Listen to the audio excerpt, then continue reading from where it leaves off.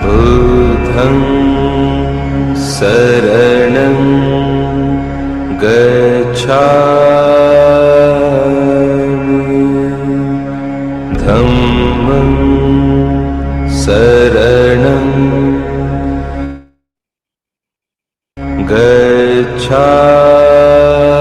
गच्छामि संघं शरणं गच्छामि बुद्धं शरणं गच्छामि धम्मं शरणं गच्छामि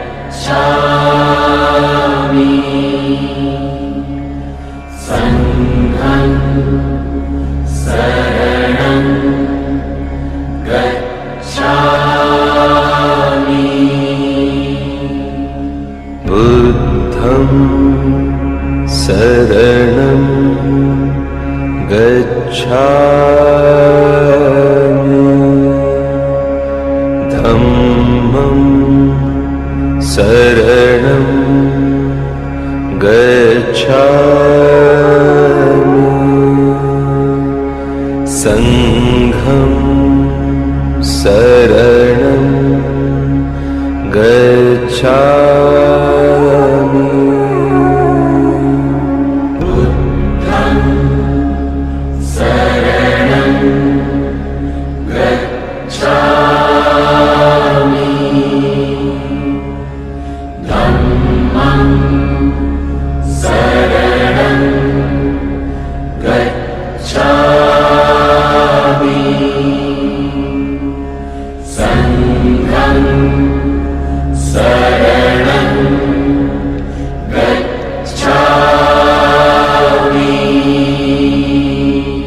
बुद्धं शरणं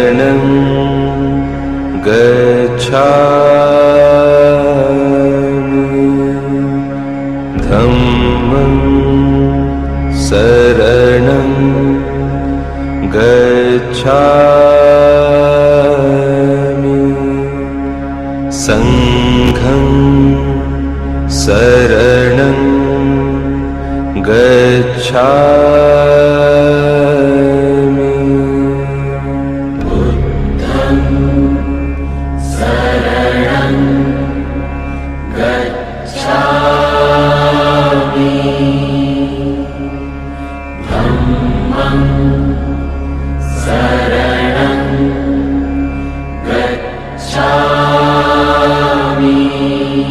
गच्छामि संघं शरणं गच्छामि बुद्धं शरणं गच्छामि धम्मं शरणं गच्छामि संघं शरणं गच्छामि बुद्धं शरणं गच्छामि धम्मं शरणं गच्छामि संघं शरणं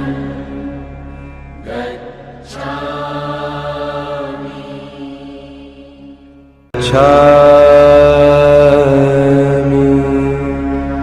संघं शरणं गच्छामि बुद्धं शरणं गच्छामि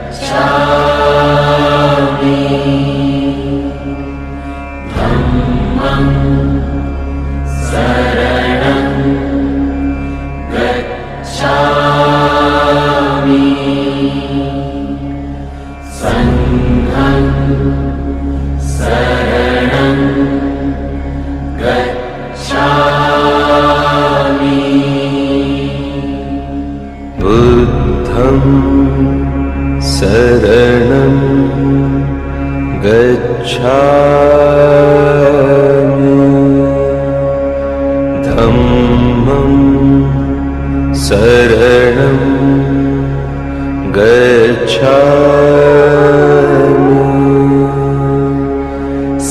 Sangham Saranam Gacchāmi. Buddham Saranam Gacchāmi.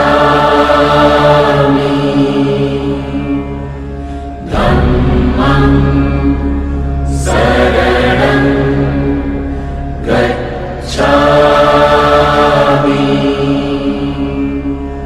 Sangham Saranam Gacchāmi. Buddham Saranam Gacchāmi. Dhammam Saranam Gacchāmi. Sangham Saranam Gacchāmi. Buddham Saranam Gacchāmi. Dhammam Saranam Gacchāmi. Sangham Saranam Gacchāmi. Buddham Saranam Gacchāmi. Dhammam Saranam Gacchāmi. Sangham Saranam Gacchāmi. Buddham Saranam Gacchāmi. Dhammam Saranam Gacchāmi. Sangham Saranam Gacchāmi.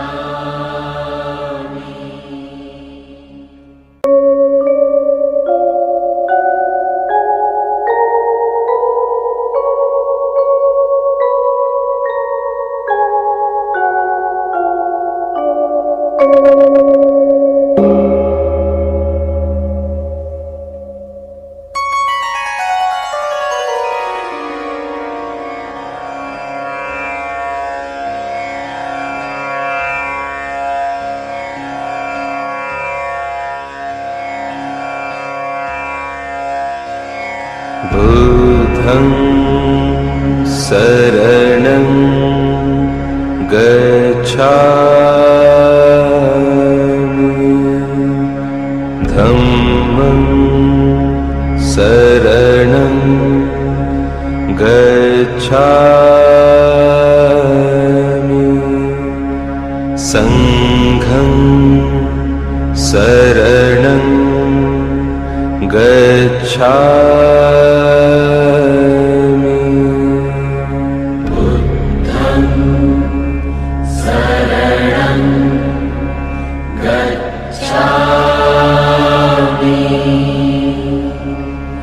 Dhammam Saranam Gacchāmi.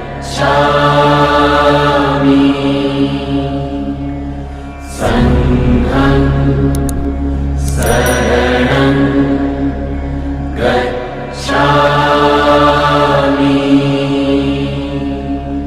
Buddham Saranam Gacchāmi.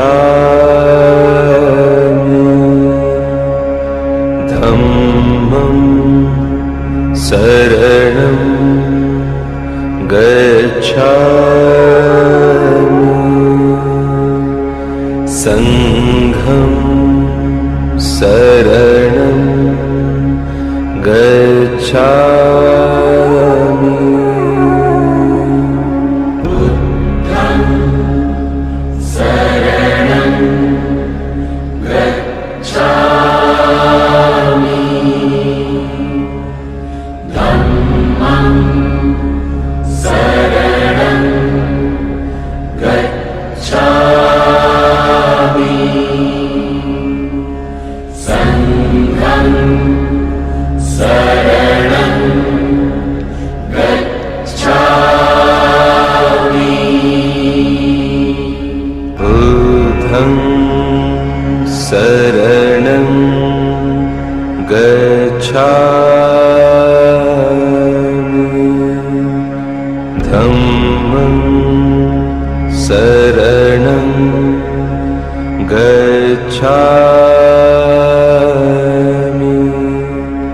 Sangham Saranam Gacchāmi. Buddham Saranam Gacchāmi. Dhammam Saranam Gacchāmi. Sangham Saranam Gacchāmi. Buddham Saranam Gacchāmi. Dhammam Saranam Gacchāmi. Sangham Saranam Gacchāmi. Buddham Saranam Gacchāmi. Dhammam Saranam Gacchāmi.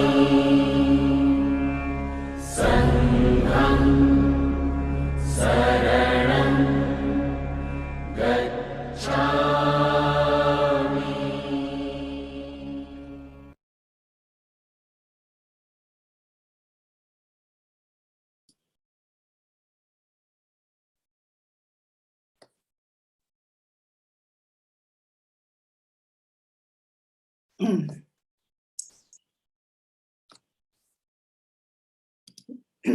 Thank you, Venerable Sandini, and all the venerables.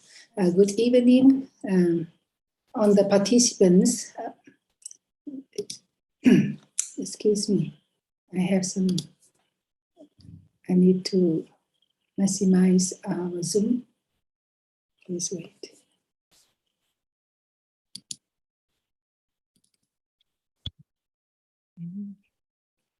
Yeah, please wait for some minutes. I have some problem with returning to the Zoom video. Okay.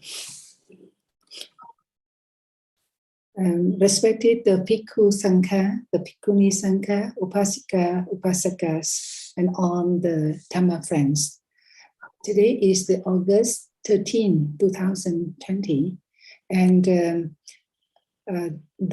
our UTBSI, United Theravada Bhikkhuni Sangha International, in cooperation with the Mahatherī Society, organized our monthly Dhamma program. And this month, our topic is about Dhamma and Vinaya as our teacher.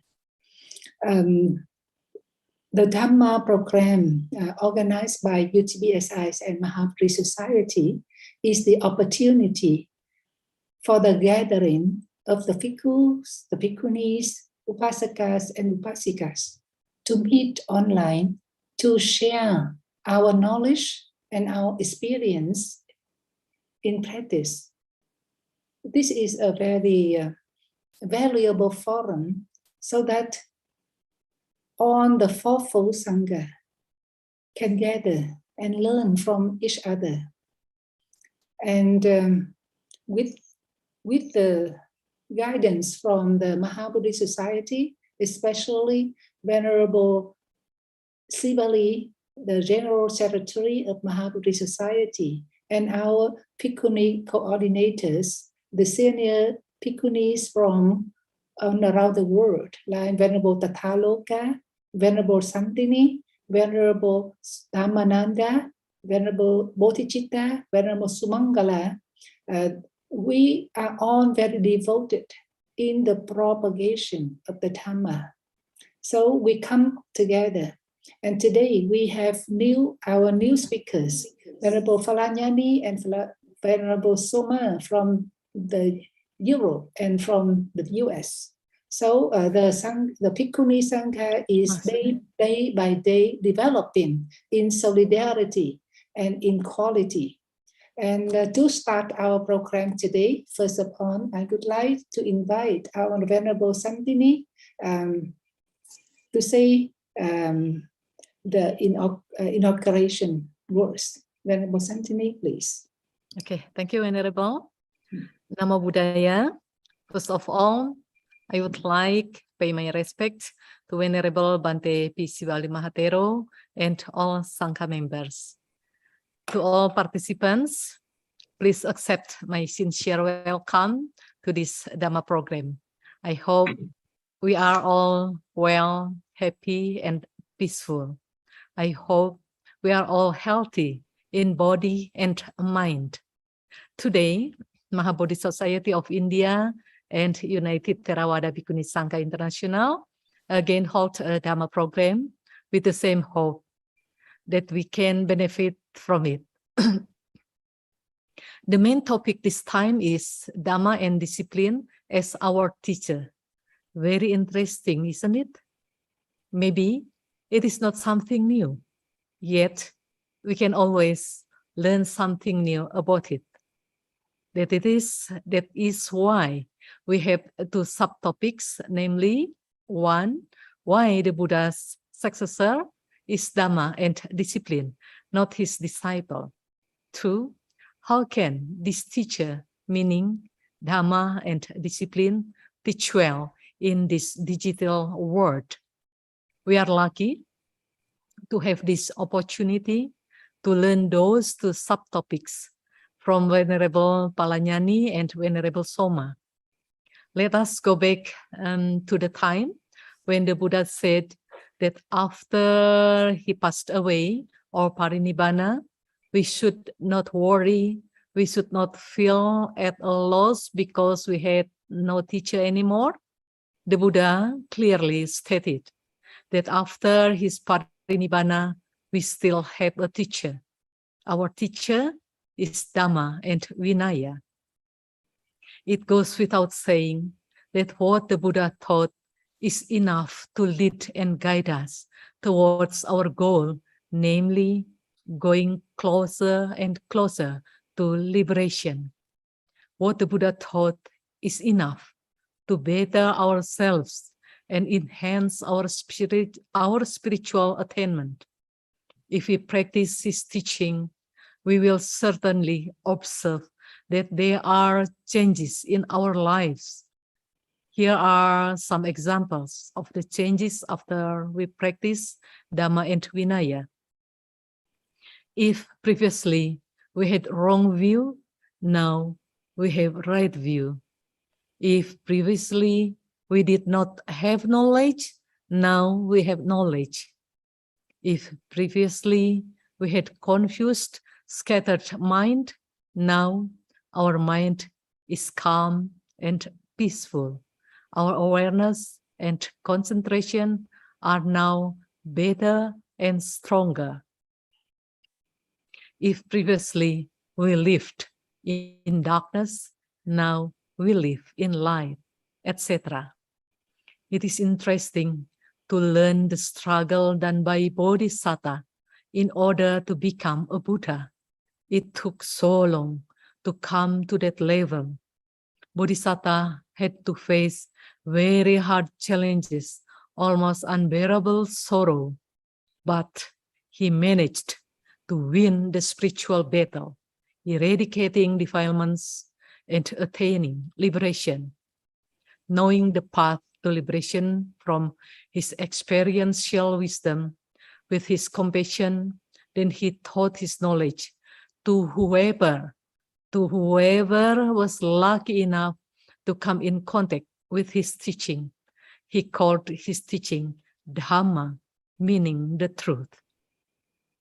And amazingly, we also have been very lucky to meet Dhamma sometime and somewhere in our present life. Isn't it amazingly wonderful? Now that we are here as the Buddha's disciples, as very fortunate human beings, then it is a must for us to make the best use and to get the best benefits by putting Dhamma into practice the best way we possibly can. And as the Buddha has shown, the phenomenon of life, namely Aneja, changing, and changing. We are now in digital era. Everything is done technologically faster, and lifestyle is also new. So it is interesting if we learn about how to make the best use of technology in Dhamma practice. Most venerables and ladies and gentlemen, whatever we are, whoever we are, once we are born, we run non-stop to death. But we are not dead yet. We are still alive. That means we can still do so many things to enrich our knowledge, our wisdom, our Dhamma, etc. Well, so much to do and so little time, Samvega. This world is now inhabited by more than 7 billion people. When we see ourselves and then we see others, we see so many differences. Our mental conditions, our inclinations, our habits, our morality, our generosity, our determination, our energy, our perseverance, etc. Vary so widely, but maybe we are all the same. We are all still here, not liberated yet, alas.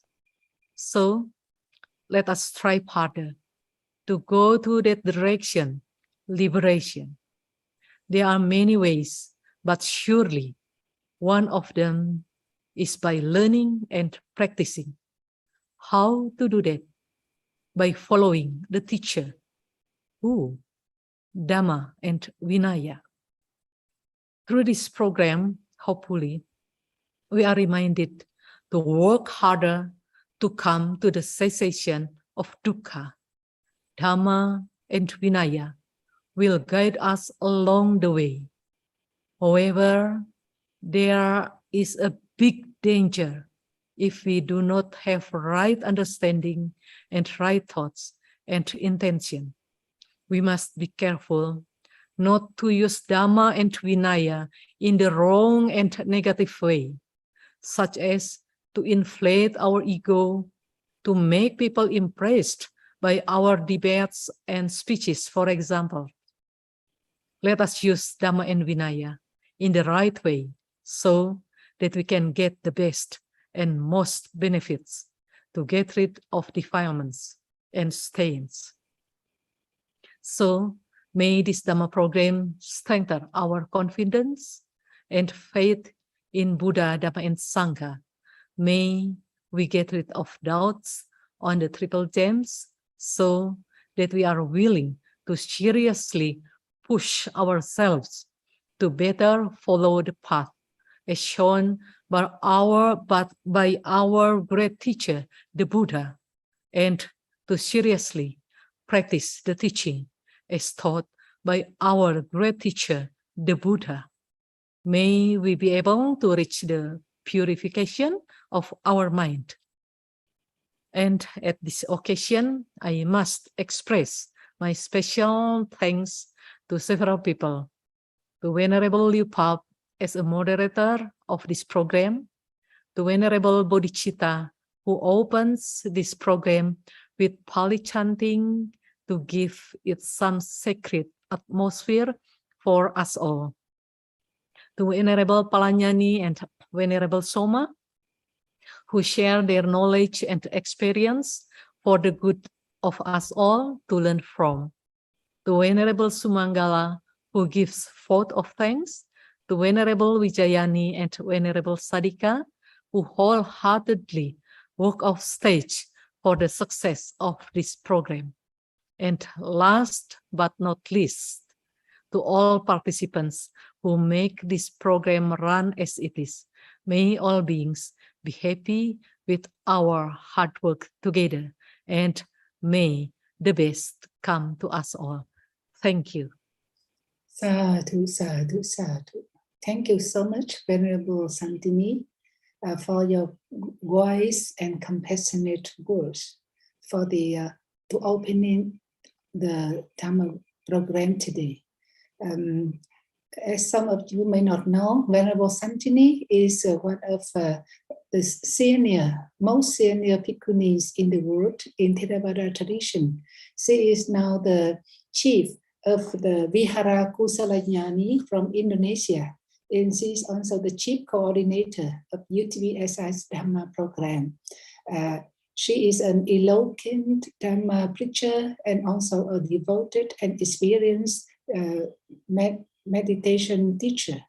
When I came to Indonesia, I saw that she has a very big assembly, and she has affected the life of so many upasakas and upasikas of the Indonesian community. So we are very happy that you are always here with us to share your experience and your wisdom to our community. Thank you again, Venerable Santini. And next, I would like to invite Venerable Bhikkhuni Bodhicitta Therī from Australia. She is the founder and the spiritual director of the Nisala Ārāma Monastery and the International Meditation Center in Agalagwata in Sri Lanka. And now Venerable will lead the opening prayer for our Dhamma program today. Please, Venerable. Thank you, Ari. I pay my respect, humble respect to all of the senior bhikkhunis, bhikkhus and bhikkhunis. With the permission of the Maha Sangha, may I pay homage to the Buddha. Arahang arahoti namine. Arahang papang nakare. Arahatta palam patanto. Arahang namate namo. Samma sambuddha jnanime. Samma sambuddha deshana. Samma sambuddha lokasmin. Samma sambuddha te namo. Vinja charana sampanno. Passa vijja pakasita. Apita nagatum pannom. Vinja charana te namo. Sugato sugatatanang. Sugato sundaram picha. Nibbānaṃ sugatiṃ yanti sugato namate namo loka viduti namena atithanagate vidu Sankhara satthamokase loka vidu namate namo anuttaro jnana silena yo lokassa anuttaro pujalo kasmin tang namassami anuttaro sarati deva yo lokassa susarati Sarati pujalo kasmin tang namassami sarati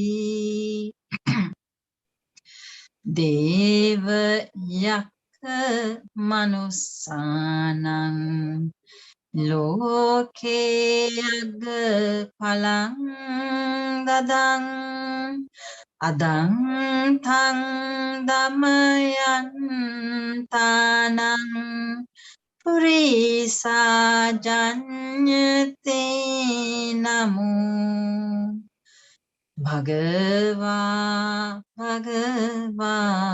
yukto bhagang kilesavahato Bhagang sansara muttaro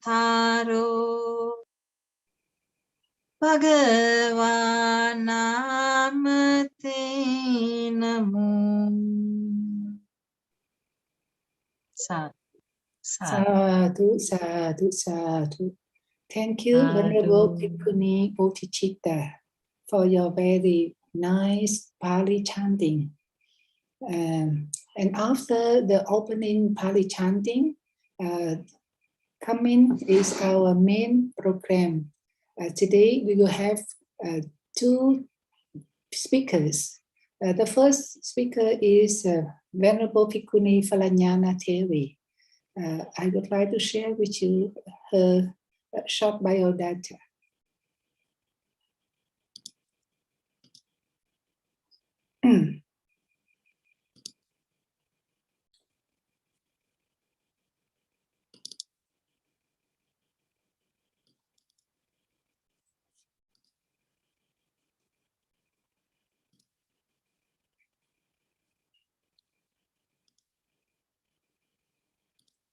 So, Bhikkhuni Phalañānī Therī is a German citizen.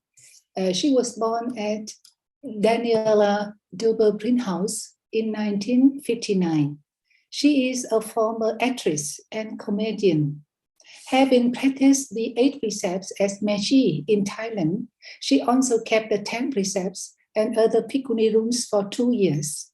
She arrived in the US to visit temples and monastery in 2010, and on August 29, she received the full ordination in a historic event at Ārāma Bodhi Awakening Forest Hermitage, Northern California, where she and 2 other seminaries received the full Bhikkhuni ordination in a Theravada dual ordination ceremony.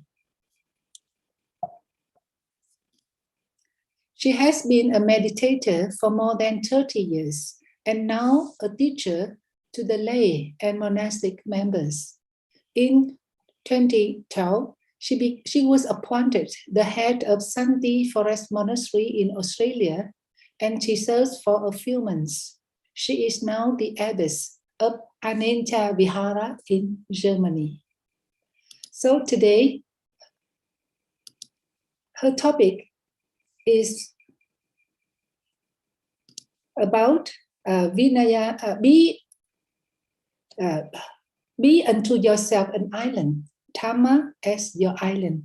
And now it is a time for Venerable Phalañānī Therī to give your Dhamma talk, please. Hello, greetings to everyone. I deeply bow in respect to my senior Bhikkhunis and greet everybody else.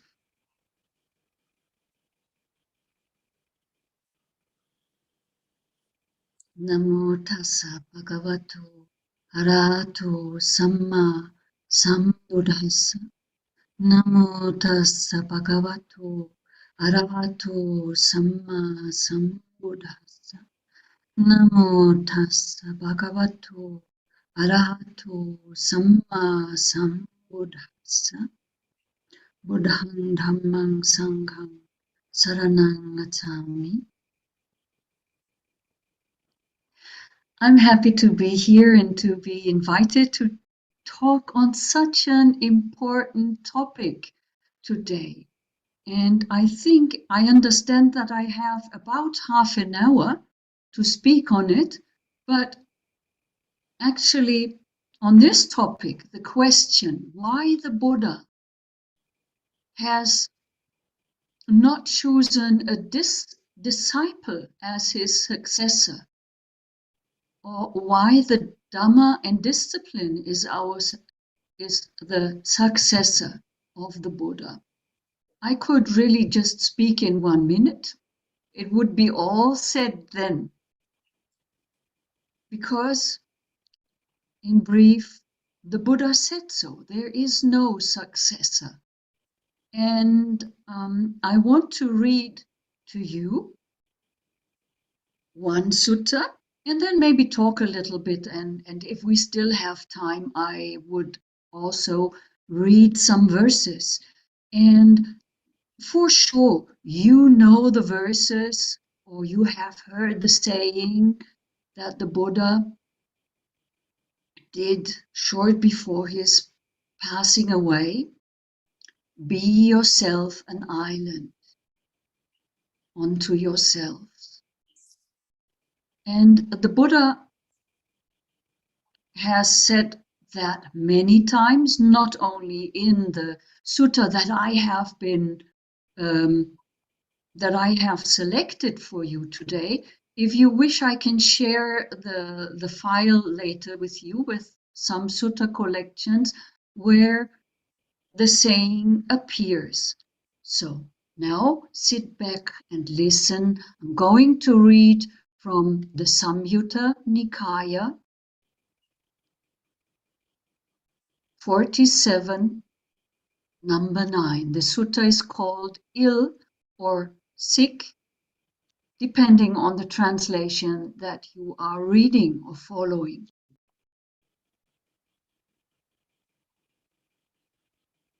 Thus have I heard.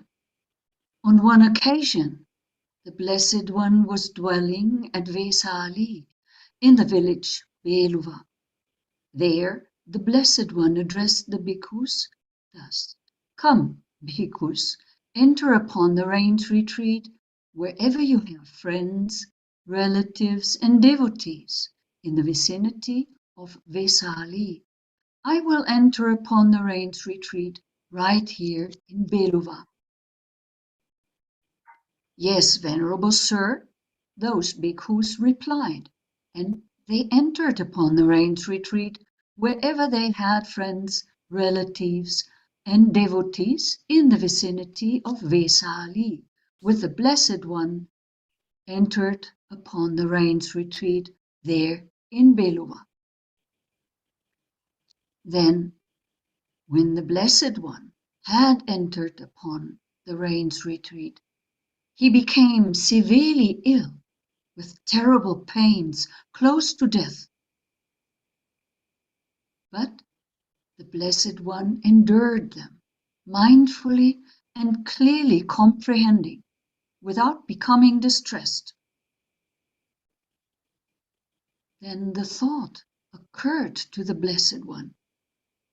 It is not proper for me to attain final Nibbana without having addressed my attendants and having taken leave of the Bhikkhu Sangha.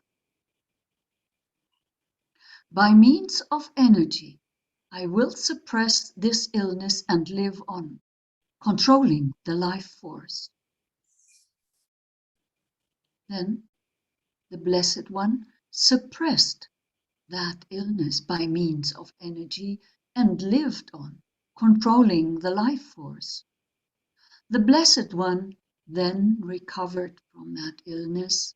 Soon after he had recovered, he came out from his dwelling and sat down in a seat that had been prepared in the shade behind the dwelling.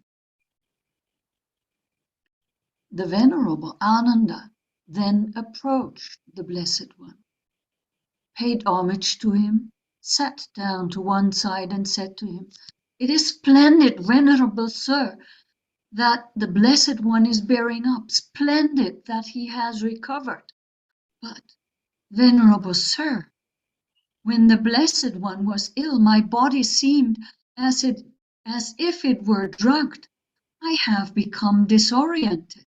The teachings were not clear to me. Nevertheless, I had this much consolation, that the Blessed One would not attain final Nibbana without having made some pronouncement concerning the Sangha."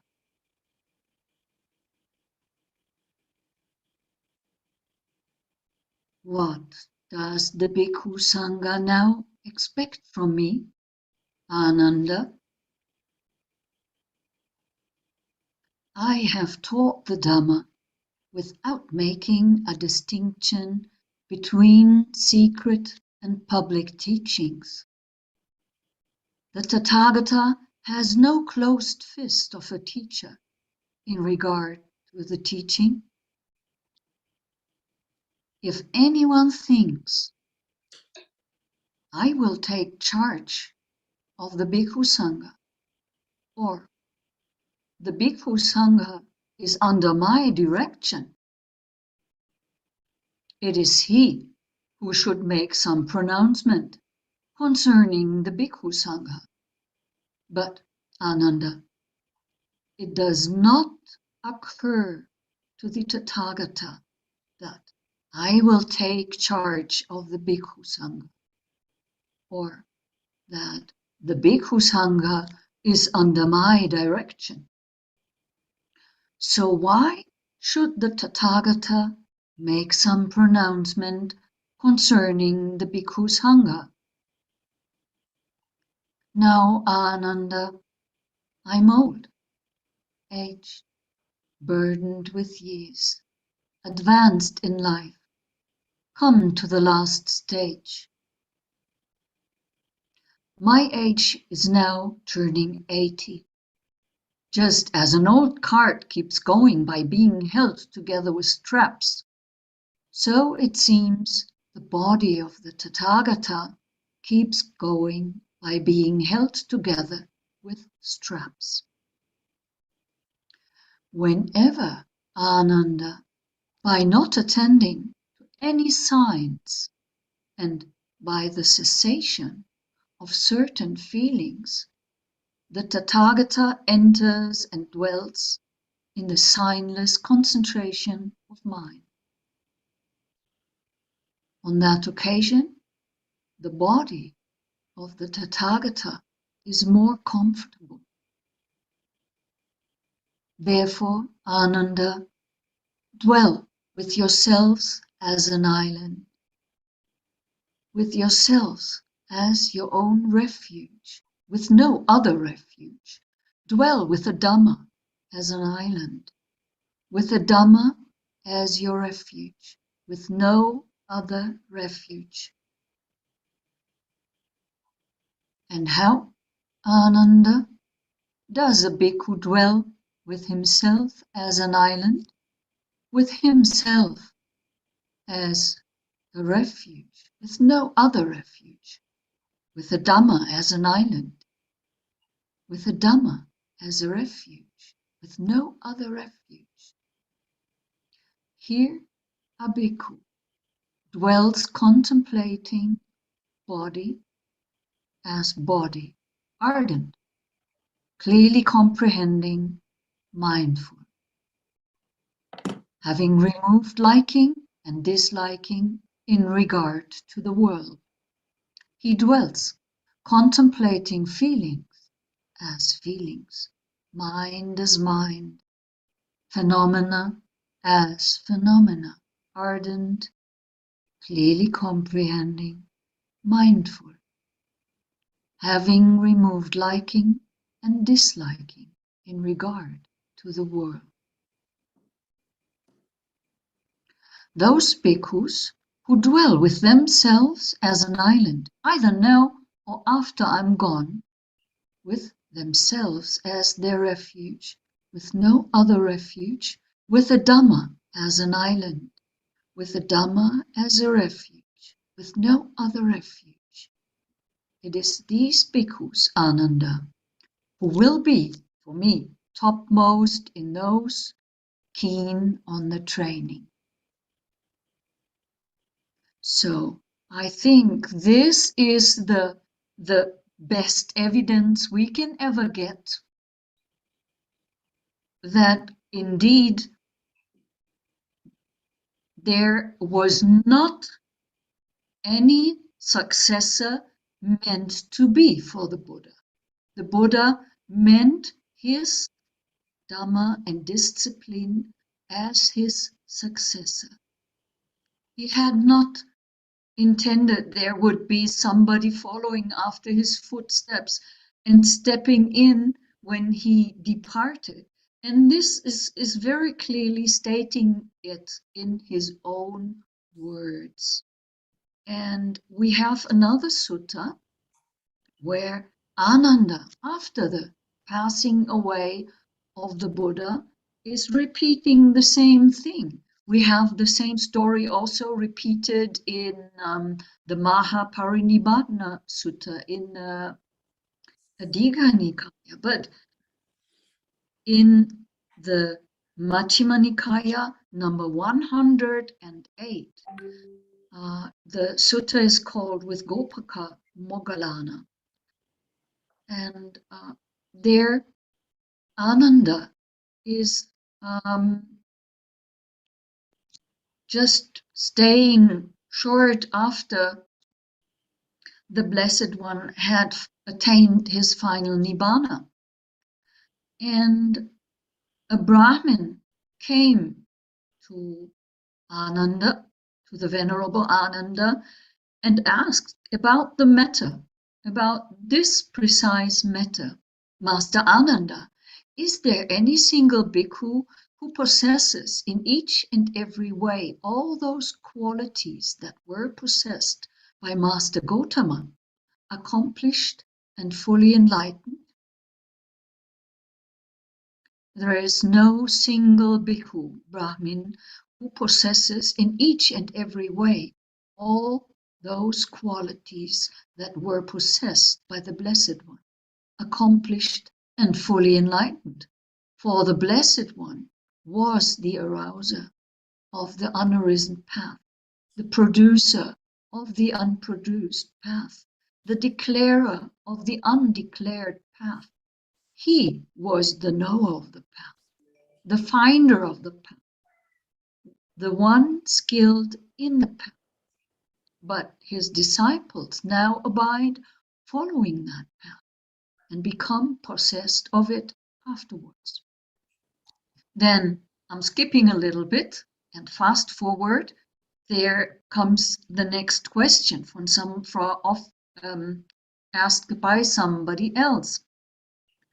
And it goes, is there, Master Ananda, a single bhikkhu who was appointed by Master Gotama thus? He will be your refuge when I'm gone, and whom you are now have recourse to?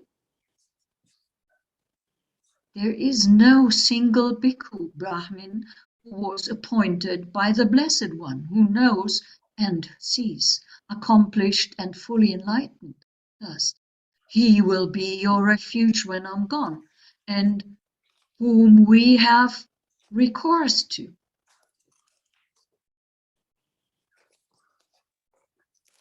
But is there, Master Ananda, any single bhikkhu who has been chosen by the Sangha and appointed by a number of elder bhikkhus? Thus, he will be our refuge after the Blessed One has gone, and you now have recourse to? There is no single bhikkhu Brahmin who has been chosen by the Sangha and appointed by a number of elder bhikkhus. He will be our refuge after the Blessed One has gone. But if you have no refuge, Master Ananda, what is the cause for your concord? We are not without refuge, Brahmin. We have a refuge. We have the Dhamma as our refuge.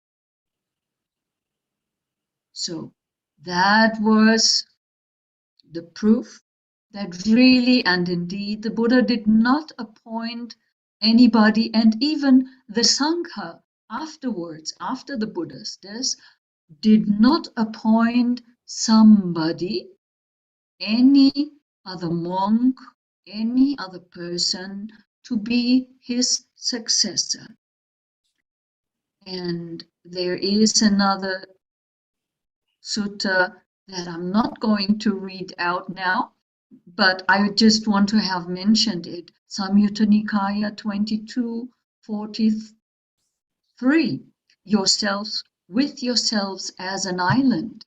There also occurs the same thing. The Buddha is explaining the same thing. We are responsible for our own forthgoing, for our own development. We can look up to teachers. We can look for teachers, for elders who are raising us up, who are teaching us, who are encouraging us, who are helping us to develop our minds and to become strong in our practice. But we ourselves have to go all the way.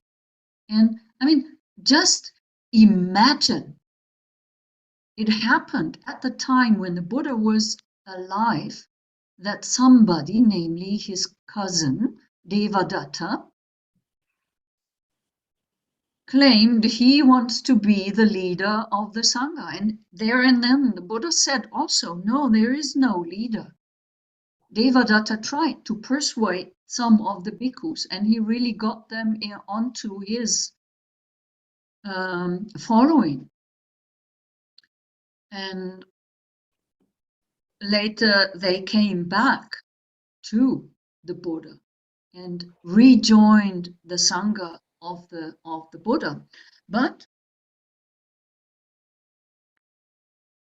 this instance shows what can happen when somebody comes up with the idea, I want to be the leader of the Sangha.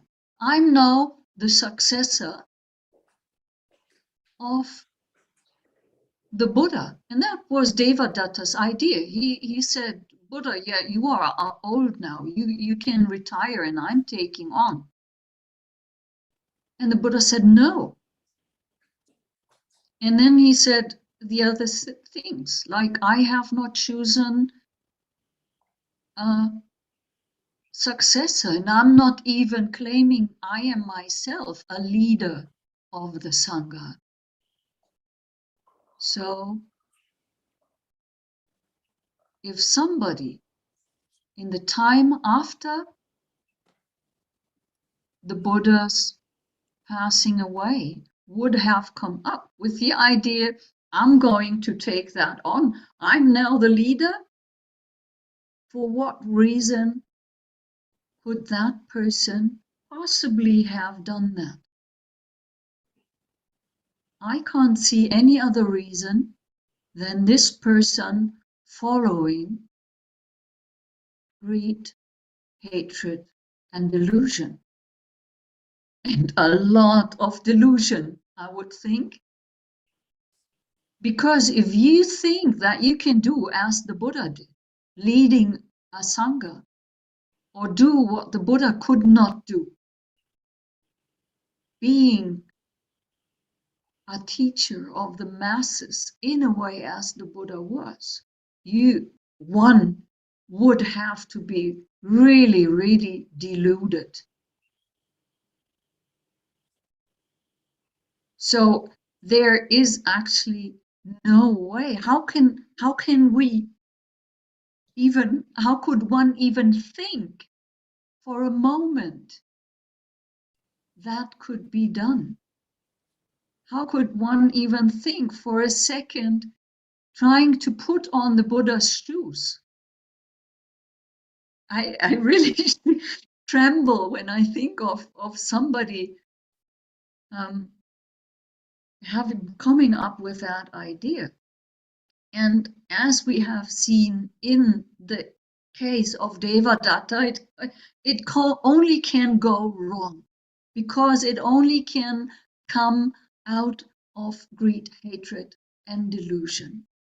And now that being yourself an island, having the Dhamma and the Vinaya as our teacher after the Buddha has departed, has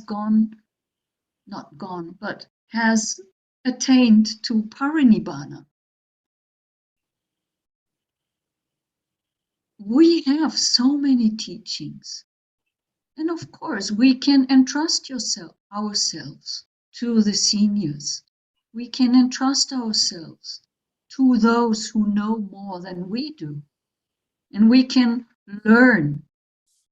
And we then will certainly understand that being an island, becoming an island for ourselves, will be like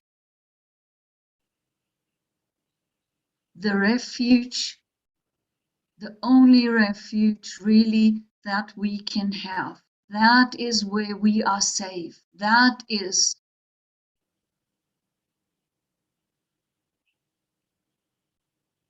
if the flood comes from all sides towards our island, we can build our island higher and higher up. We can be higher standards Dhamma, higher understanding Vinaya, and as much as the floods come in, we can grow and be a better refuge and a better island for ourselves. And here in the sutta, it is already stated how we can do this. And we just need to read the Satipatthana Sutta, Samyutta Nikaya number 10. Not Samyutta, Majjhima Nikaya, of course. Majjhima Nikaya number 10.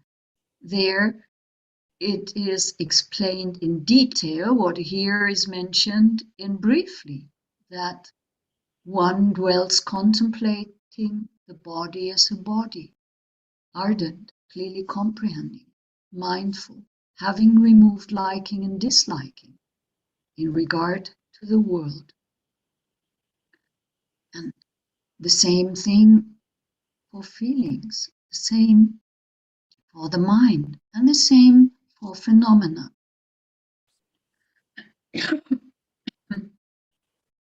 In other suttas, being an island is explained a little bit different, but not too much.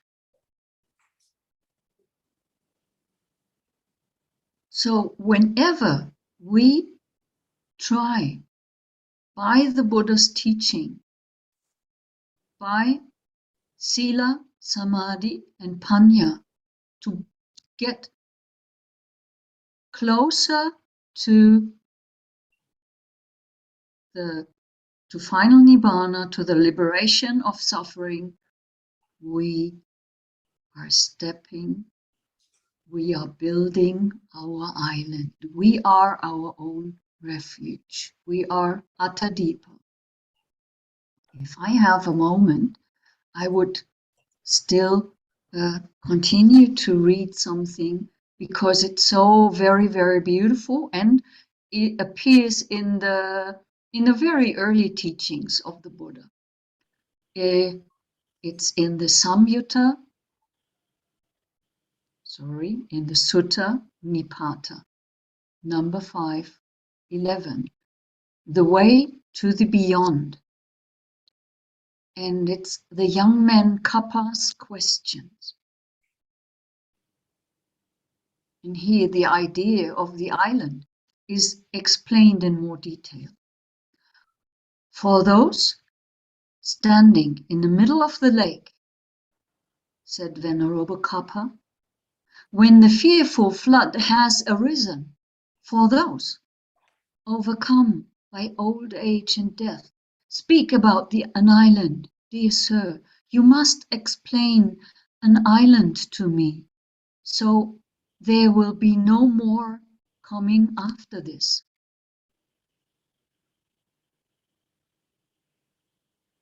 For those standing in the middle of an island, for those standing in the middle of a lake, Kappa, said the gracious one, when a fearful flood has arisen, for those overcome by old age and death, I speak about an island, Kappa. Having nothing, no attachment, this is the island with nothing beyond. This is called Nibbana, I say, the end of old age and death. Knowing this, those who are mindful, who are emancipated in this very life, come not under Mara's control. They are not servants to Mara.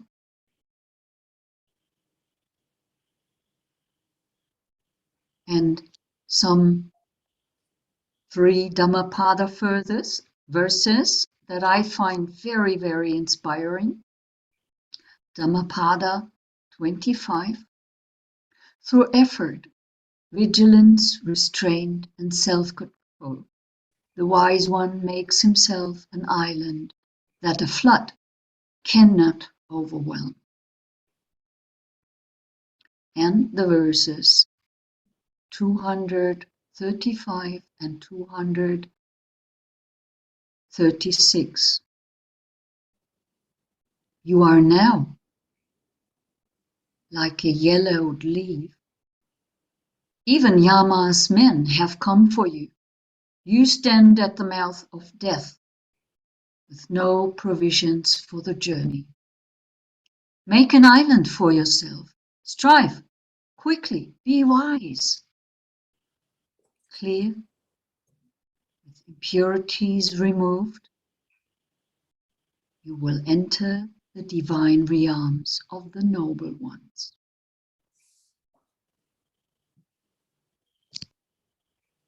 With this, I think it's about time to close. If there is anything that I should clarify, or if you have any questions about it, I don't know if there's time. Yes, thank you, Venerable Phalañānī, for your voice words and also for your reading so many beautiful paragraphs from the suttas, not only from the Samyutta, but also from Majjhima Nikaya, from Dikha Nikaya, from the Dhammapada. We feel very inspired when listening again the words of the Buddha, and you can prove to everyone that the Buddha did not appoint any successor because it isn't necessary, and because even himself, he did not consider himself the controller of the Sangha. And even the Buddha, enlightened, fully enlightened, did not himself guide the Sangha as the chief of the Sangha. How did he appoint anyone else? And when he entrusted us that to take the Dhamma and the Vinaya as our master, he also can at the same time entrusted us to take ourselves as a refuge, to take Dhamma as a refuge. And these two things coincide, go side by side very well. And to remind ourselves that we have to be only reliant on ourselves. We can have many teachers, but we don't have to go the path alone until we reach Nibbana. So this is very inspiring to listen from your point of views and from the Buddha's course. And thank you so much for your talk. And also from the audience, if you have some questions concerning Venerable Phalañānī's Dhamma talk, you can write to me or to Venerable Sumangala, so that after the next speakers, Venerable Soma, Dhamma talk, we can have 15 minutes for the questions and answer. So I continue to introduce to you our next speaker, Venerable Bhikkhuni Soma. Let me share with you her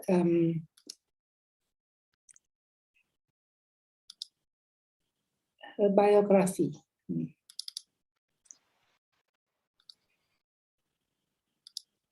Bhikkhuni Soma is an Italian Bhikkhuni and co-abbott of Antique Cloud Monastery in New Jersey, USA.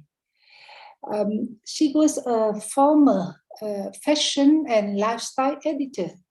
Her first encounter with Buddhist monasticism was at Sant'Arāma Monastery in Italy in the tradition of Achancha.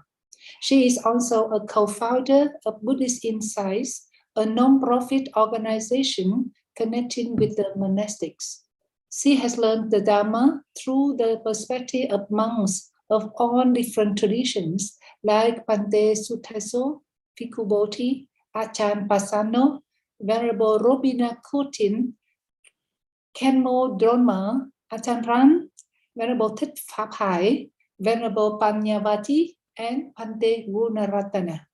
And today, Abbess Soma will come to us with the Dhamma talk under the topic, why and what is the significance of Dhamma and Vinaya as our teacher. Now I would like to invite Bhikkhuni Soma to start your Dhamma talk, please.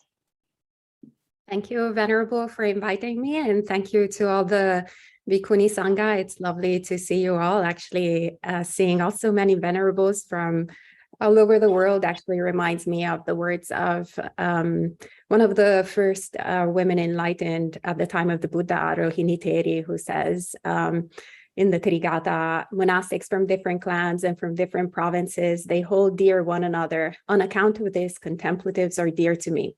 So you're all very dear to me, and it's really beautiful to see how the Buddha's teachings inspire everyone around the world, including myself. I am originally from Italy, but currently in the United States. So I will start by paying homage to our original teacher, the reason why we're all here gathered today. Namo tassa bhagavato arahato samma sambuddhassa. Namo tassa bhagavato arahato samma sambuddhassa. Namo tassa bhagavato arahato samma sambuddhassa.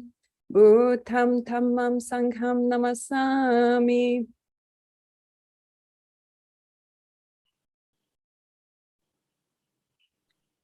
So we are about to have a Samanera ordination here at Empty Cloud Monastery. So a young man is going forth at Empty Cloud Monastery, we're a gender-inclusive monastery. So we have both bhikkhus and bhikkhunis, and well, now we're also going to have a samanera and hopefully a samaneri too, sometime soon. But so this samanera ordination is happening in a few hours, and in the previous days, we've had a few questions from non-Buddhist people that were very similar actually to the same questions that I had after actually my Bhikkhuni ordination. So all my friends from where I'm from in Italy and also here in the US that don't practice Buddhism were all asking me, so did you get a promotion, or is he getting a promotion, or is it a higher position in the monastery? And all these different questions in terms of, you know, getting higher ordination in my case, or him being an anagarika, so white-robed practitioner, then getting a samanera ordination, so changing the robe. So maybe different people, you know, in not in Asia are not very familiar with what exactly this means, this form means. But I find all these questions very interesting because they actually point out to something that is very common with religions worldwide, you know. Essentially, that is the way of religion in my home country, Italy. You know, we have priests, we have bishops, archbishops, cardinals, and so forth. There is a whole, you know, pretty big hierarchy. So clearly, obviously, that question is very, makes a lot of sense that people might ask that question, right? When we change robes or we take what we call a full ordination, for example. And, you know, of course, that is a way, essentially, in a lot of religions to go up the ladder of the religious hierarchy and assume more responsibilities, get more power, and so forth. But I always joke that in Buddhism, we don't get a promotion, but a demotion, I call it. And it's a demotion from lay life. So instead of more worldly power, we get more worldly restrictions. As bhikkhunis, in fact, we have 311. And this is something that actually, instead of being sad about, we rejoice. We're very happy. Today, our friend is taking 10 restrictions, right, as a samanera. So he's going to stop handling money. That's the biggest step for him because he has been practicing now with the 8 precepts for quite some time. And so now he's going to stop handling money. And for many people in the world, that's such a big thing. They're all like, how can you, oh, that's horrible. You're renouncing so much independence that we're renouncing, but we're actually throwing a big party here at the monastery. All the lay people, the devotees are coming, us monastics, the Sangha, we're all very, very rejoicing in this going forth, as it should be, because this is essentially the gift that the Buddha has given to us, a way to live, you know, life virtuously, restrained by the Patimokkha, restrained by the precepts, and then to realize the Dhamma. So this is essentially the true inheritance of the Buddha, the Dhamma and the Vinaya.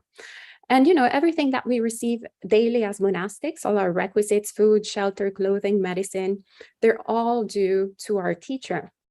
Some of us get a few of them, some of us get a lot of them, but all of them actually are not given to us just because we are here, but rather because we are, you know, following the footsteps of the Buddha. So essentially, all of these gifts are given to the Buddha. And, you know, the Dhamma, obviously practicing the Dhamma, which has such a sweet flavor of truth, right? All of us here, as I was mentioning earlier, you know, as Venerable Rohini Therī, the elderly Bhikkhuni was mentioned 2,500 years ago. All of us, you know, come from so many different places in the world, or so many different towns, so many different cultures, and so forth. And we're attracted by this taste of truth of the Dhamma, which then invites us to practice. And it's the same when we're sharing the Dhamma, when we're sharing the teachings of the Buddha. There can be so many people that rejoice in these words, in this flavor of truth. And that can also attract, of course, a lot of different requisites, a lot of different material wealth. And that can be very confusing sometimes, because then we can start following the mind of craving, honor, gain, praise, as Venerable Phalañānī earlier was mentioning. That's essentially what happened in the mind of Devadatta, who initially was actually a really, really good monastic. But then, even though he was in the presence of the Buddha, even though he had like the most perfect, essentially karmic conditions, still his mind was possessed by Mara. Still his mind was then drawn towards craving honor, gain, praise, more and more and more of that.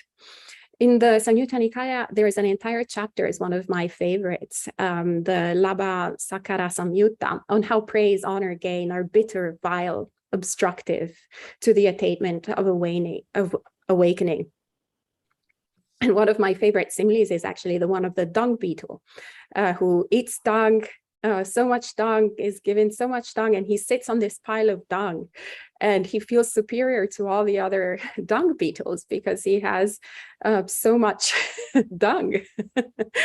And the Buddha essentially compares that dung beetle to, monastic who goes out in the town and gets so many different alms food and different requisites, and then comes back to the monastery and looks at the other fellow monastics and goes, I'm so great, look at me. I have all these like incredible requisites, not like these poor minions here around me with their bad karma that are not supported as well as I am, and feels like very proud and conceited about themselves. And the Buddha says that's essentially no different than the dung beetle that feels so puffy, so like full of themselves, because they don't realize that all they have is just more dung than the other people, but essentially it's just dung, because we don't realize that it's dung. And so, in the Majjhima Nikāya 3, the Dhamma Dayada Sutta, the Buddha encourages us monastics to be the heirs of his Dhamma, not of his material goods. So what does this mean? It's essentially that, to actually understand that there's a better prize here.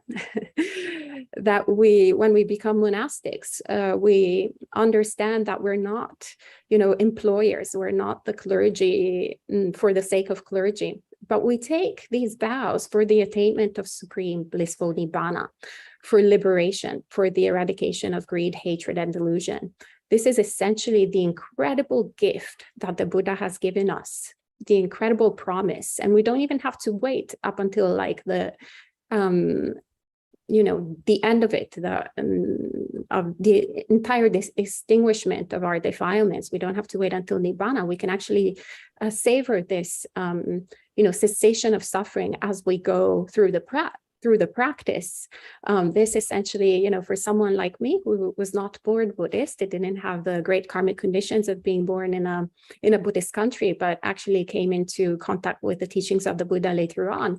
This has been my source of faith, not by birth, but actually by seeing the cessation of suffering happening as I am practicing the teachings of the Buddha, as I'm practicing the Dhamma, with the support of the Vinaya. With the support of the precepts. First, when I was a layperson, I was on the 5 precepts, and I was like, this is pretty good. I feel much happier. And then I was like, let me try 8. And it's like, oh, this is even better. So I was like, how about, I step up, and then I took Samaneri ordination and started restraining myself with 10. And I was like, wow, that's fantastic. How about I do the full deal, 311, best decision that I've ever made in my life. So we see that, there is so much, it's so counterintuitive, right? The Dhamma, so counterintuitive, the Vinaya as well. We tend to think definitely, I'm in the United States, the so-called land of the free.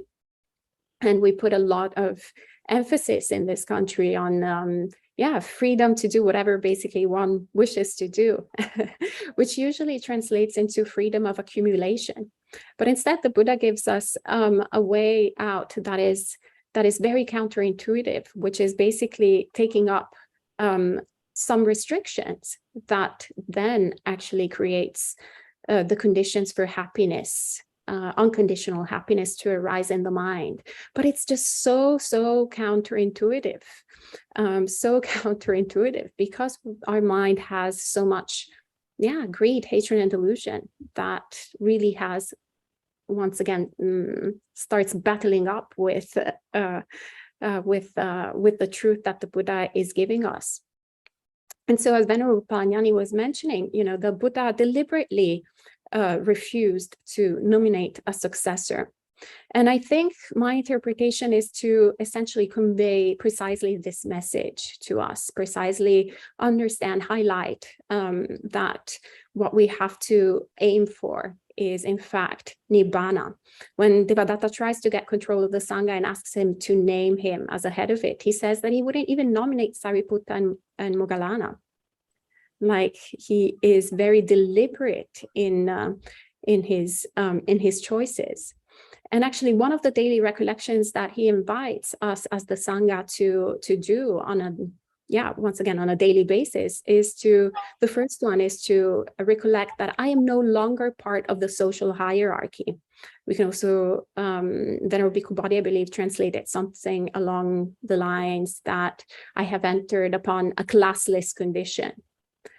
So essentially removing the different ways through which we differentiate ourselves in the world, that we create all these worldly values based on, class, based on race, based on gender. You figure it all over the world. We tend to do that very, very, very much in detail in every single human society, in every single continent. It doesn't matter where we are. There are so many different parameters that actually, when one starts living in different countries, one starts seeing the ridiculousness of them all, because they can be radically different. The system that is used in Italy is very different from the system that is used in the United States, or the system that is used in India, or that the system that is used in Australia, and so forth. Like, wherever it is that we are in Thailand, doesn't matter. If we're only in one system, we tend to really believe that it's very solid and that's the way that things are. But as soon as we step out, then we start going, oh, wait. People are differentiating in a different way. They have a different set of values and different sets of hierarchies, right? But it doesn't matter, because the Buddha essentially invites us as monastics to realize that we're no longer part of all of this. We're no longer part of these worldly values. And instead, he invites us to dwell with ourselves as an island, with ourselves as a refuge, with no other refuge, with the Dhamma as an island, with the Dhamma as a refuge, with no other refuge. And from there, investigate the Four Noble Truths.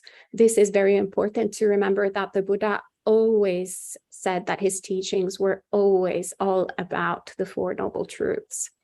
The Buddha is not interested in creating a social order. The Buddha is not interested in creating another social hierarchy that is religious and so forth, but rather he's interested in leading us towards the cessation of suffering. So he says multiple times all over the suttas that all he ever taught was suffering, the cause of suffering, the end of suffering, and the way out of suffering. And that is like such an incredible, precious gift. So today, of course, after 2,500 years, we find ourselves instead, with many successors, sometimes many Vaticans in different, some small, some bigger, in different Buddhist countries. There can be, different organizations that have different people at the top of it. I call them Vaticans because that's what is familiar to me, being born and raised in a country like Italy. That, on the other hand, has we're very disorganized for everything except for religion. So we have a very organized religion in the Catholic Church. And of course, as I was saying earlier, there's lots of different places, different ways to have a career within the Vatican. So yes, we do perhaps have similar kind of iterations of that throughout the Buddhist world, and also a little bit also in the West. They're kind of starting to happen as well. It's the nature of the human mind to like to kind of create these establishments. But I have to say that as Bhikkhunis in the Theravada tradition, we have really so many wonderful opportunities actually to practice without caring too much about these systems that bring a lot of praise, honor, and gain to whoever is involved with them, and that are actually obstructions towards liberation. We have an opportunity to not get distracted by all the glitter on the dung and instead focus on the real gold, on the real prize, which is Nibbana, which is awakening. So at the very beginning, I have to say, when I started my path, I was, a little bit upset with when I was a lay person about the obstacles that there could be in the Bhikkhuni form or the different difficulties. But actually now I'm so happy. I am like so blessed to actually have in this lifetime, have the body of a woman and have the opportunity to practice as a Bhikkhuni, because it's an incredible, incredible blessing not to have the disproportionate amount of praise, honor, and gain that can happen when instead you have a body that looks in a different way. What Venerable Bhikkhu Bodhi once told me that I really treasured was that we don't practice despite the obstacles, but the obstacles are the path. At the very beginning, I was like, I don't know about this. I'm pretty sure that if I didn't have all these obstacles, I would be so much happier. I would be probably already enlightened, but it's actually not true. There can be so many distractions that can also be destructions, right? Of our path towards awakening. So it is a blessing. It is a blessing. And so when it comes to following the teachings of the Buddha, we should remember that his inheritance is Dhamma Vinaya, and that the latter is also to support the former. Very important. If we hold the Vinaya in a wrong way, then we might not be practicing the Dhamma. So it's important that we understand the right purpose of the Vinaya, which is to support the practice of Dhamma and to support us in the cessation of suffering and gaining full liberation. So some argue that it is difficult today to follow the Bhikkhuni Vinaya. A lot of scholars have proved that there have been several renditions and alterations. We have different versions also present in different schools and so forth. But once again, I find that another blessing in disguise, actually, because, actually the Buddha in the Sandaka Sutta in Majjhima Nikaya 76 essentially tells Sandaka that we can't entirely rely on oral tradition. Because if we do so, if we rely on oral tradition as being the absolute truth, some things will be well transmitted, he says, and some won't be. And so if we take everything, in a dogmatic way, then some, we're going to be practicing correctly and some we won't. So what he invites us to do is essentially is not to take what are basically, the equivalent of today's texts. Today's texts are basically whatever the tradition has brought to us, the transcriptions of the oral tradition, right? So if we take those dogmatically, then some we're practicing correctly, some we're not practicing correctly. But the right approach instead is to develop an inquiring mind, a mind that investigates, that tries to understand what exactly is Dhamma Vinaya. What exactly are we taking refuge in constantly, always? And as Bhikkhunis, I find it such a blessing once again, because we can't just, take it easy and follow too many pre-existing models, because a lot of them have been there has been a gap, right, in the transmission. So we're talking about the revitalization, right? And I think it's a great way to say in the revitalization of that inquiring mind. In the Mahayana tradition, they actually invite us to cultivate, to nourish that mind of doubt, that is not the mind of skeptical doubt, but is the mind of constantly questioning our understanding of awakening. What is exactly Nibbana? What is exactly the Dhamma? What do we think we are doing? And what are our assumptions? What are the dogmas inside of our mind? And so this I find extremely beautiful, that we have once again this opportunity as Bhikkhunis to do this practice, and also the duty, I would say, then as we are investigating the Dhamma, investigating the principles, and seeing how everything fits together, and nothing is in Buddhism, everyone is welcome to ask questions, right? It's very different from, for example, the religion of birth that I was raised in, where you don't ask questions. You're not invited to ask questions. In Buddhism, you're constantly invited to ask questions. So I always take that opportunity. It's pretty great. Whenever I see anyone who's any monastic, I try to ask them questions to really investigate, once again, to see if I correctly understood the Dhamma, and to not think that I have understood correctly the Dhamma. And so some of these things that I think we have the duty to really investigate as bhikkhunis, and also share properly, perhaps dismantle them if it's appropriate, to all our friends, lay friends, and also monastic friends, is the Adhamma that after 2,500 years is present in worldwide in Buddhist circles. So things that can be extremely harmful for our practice and for the practice of others, like things like it's bad karma to be a woman, for example, to be born a woman. Well, in the suttas, the only person that says anything similar to that I could find is Maha, who tells, in fact, Bhikkhuni Soma, after whom I am named after, while she's meditating in the forest by herself in the forest, Maha comes up to her and tells her, oh, what are you wasting your time there, trying to achieve what is difficult for the sages to achieve? No woman can achieve that with the little wisdom that women usually have. And obviously, Bhikkhuni Soma is fully enlightened. So immediately she understands that is Maha talking to her. And so she sees him and tells him, what does womanhood have anything to do at all when the mind is concentrated well and sees right into Dhamma? One who thinks I'm a woman or I'm a man is fit for Maha to address. So we see that the profundity of the Dhamma, and the truth of the Dhamma, we see it experientially.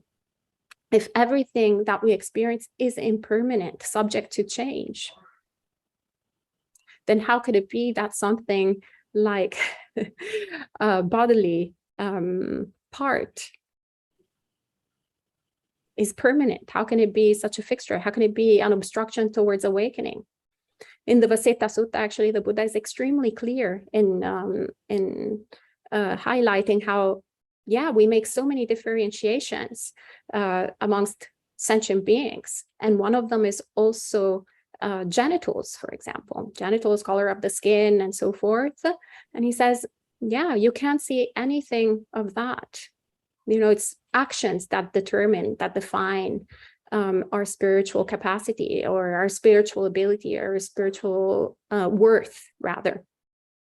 He says, by action, one becomes a Brahmin. One is not a Brahmin by birth. So we can investigate this. We can, of course, use the text, but we can also investigate that through ourselves, and understand the importance then to elucidate and investigate also these concepts, maybe these rumors that we can hear in Buddhist circles that are very detrimental to the faith of many, many people, definitely in the West, but also in the East.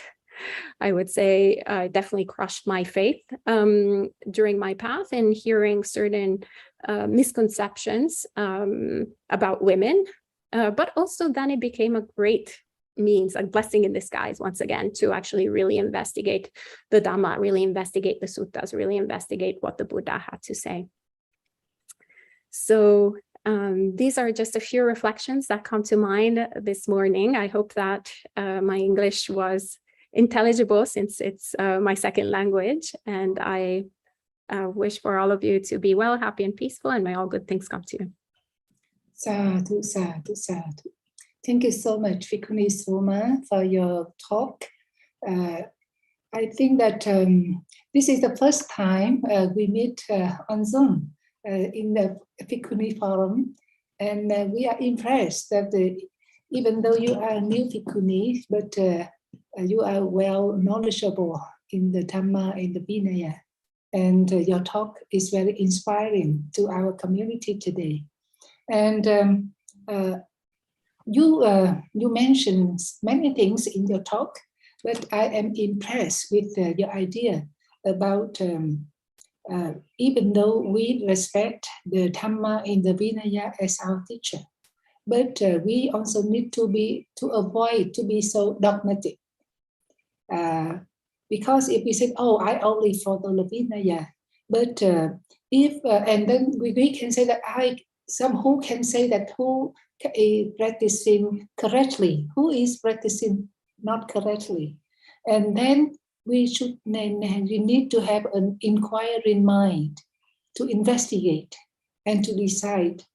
And also you mentioned about the Dhamma Dayada Sutta, and about that we are the inheritance of the Buddha. We inherited from the Buddha, the Dhamma. It is the very valuable gift.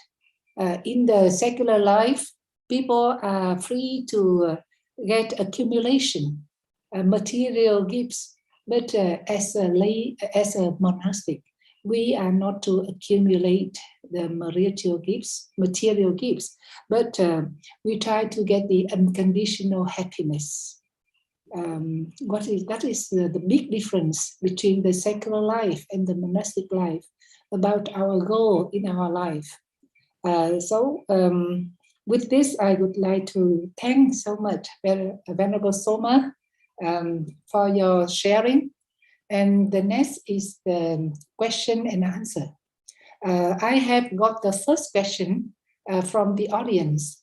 And this question is from the Reverend Sangha Mita. And this question is for Ayya Phalañānī. The question is, Ayya was talking about Dhamma and Vinaya as our teacher. My question is about, as we are seeing today, we have different groups of Sangha in different countries and lineage, even in the Theravada Sangha. And the degree of each group in practicing the Vinaya are also different, depends on their environment and conditions that they feel convenient for daily life. So, how actually should we define Dhamma and Vinaya as teacher with veneration? So, now I would like to invite Venerable Phalañānī to answer the question. Thank you. Yes, there are indeed today so many different groups and schools, and Mahayana and Theravada and Vajrayana and Zen and whatsoever. The good thing is about this, that all of these groups have the core teachings of the Buddha in common. So all of the groups, all of the schools acknowledge that the Buddha taught the Dhamma for the liberation from suffering. All of the groups have in commune that there are the Four Noble Truths, and as part of the Four Noble Truths, there is the Eightfold Noble Path. And I mean, this is really the most important. And even if you look at how the Dhamma is taught, there is much more similarity than difference to me. I'm a person who looks for similarities and try to outgrow and avoid situations where it becomes too black and white. So I'm always looking for things we share in common, and really there is more in common. And even if we, out of necessity because of environment or living in different countries, we have to take some things differently. So here in Germany, where I am at, we have to put on a lot of clothes in winter. And for me, it would not be possible without a lot of underwear and over on top and blankets and hats and whatsoever. I wouldn't survive. So, and I don't have a training in some Tibetan techniques that would me allow to survive snow. So I think it's valid to adjust things to the environment, to the situation where we are at. The Buddha was talking about the 4 great standards, and it basically comes down to when it is in accordance with what I have taught in the Dhamma and Vinaya, then do it. And if it is not in accord with it, then don't. And another thing that we can look at is, if it harms myself or another person, then don't do it. And if it does not, then do. So I think it is not wrong to adjust the Vinaya and the Dhamma to the situation where you are at, as long as you do not distort it.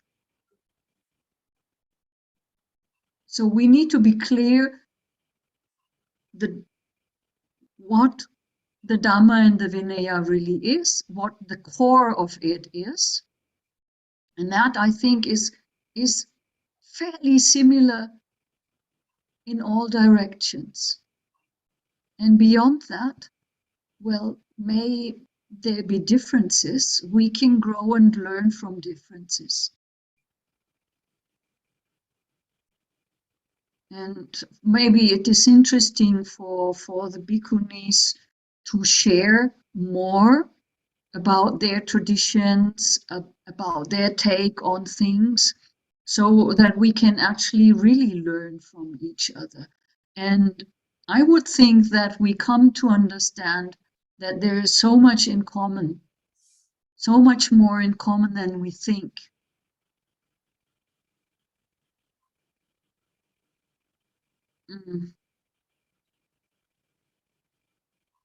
Yeah, I think that's for the moment what I would like to say to them. Thank you so much, Ayya Phalañānī.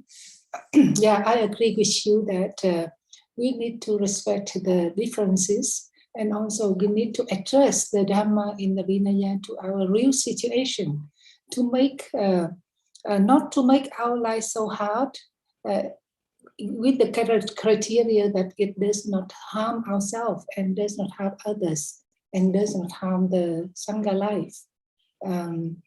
So the question is also very interesting, because how to define Dhamma and Vinaya? Because sometimes we think that it is against the Vinaya, but it is considered as Vinaya. So we should be very careful, very cautious to define.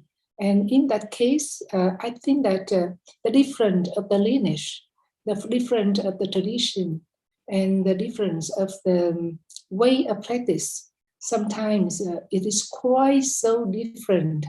And then sometimes if we criticize, and if we don't understand the hidden meaning, or we don't understand the situation, then maybe we are so negative. So I think that if we are in which tradition, we try to respect and to practice along according to the Patimokkha of our tradition. But if we are in Theravada tradition, but we follow the Patimokkha of another tradition, sometimes it is not a wise thing to do. So it is. I just want to add one more thing. And thank you so much, Phalañānī. Let me see whether we have another question here.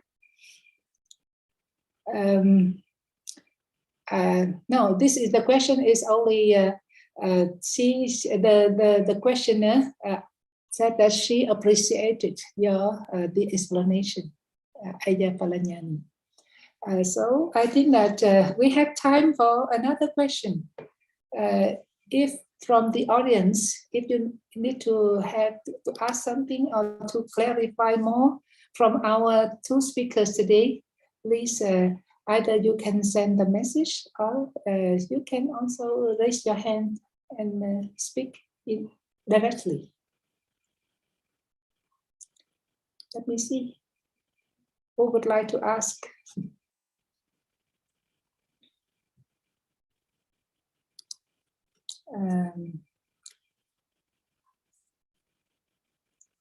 Let me check the time. It is now in Vietnam. It is 8:40. 8:40. 8:40. It means that it is 7:10. 7:10 in Indian time. So if we don't have any more questions, then I would like to continue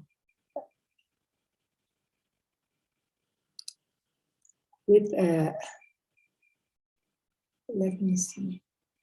Venerable Sumangala, do you have any questions from the audience or from the participants? From my message, my chat box, only one question came to me. And if we don't have... So far, on my side, there's no question. Maybe for the sake of discussion, I think we can also highlight, like in the sutta of Kalama Sutta, the Buddha mentioned, don't just merely follow scriptures. And of course, at the end, the Buddha mentioned is that they need to see whether it's wholesome or unwholesome, and whether it's blamable or blameless, or whether it's praised by the wise or sanctioned by the wise.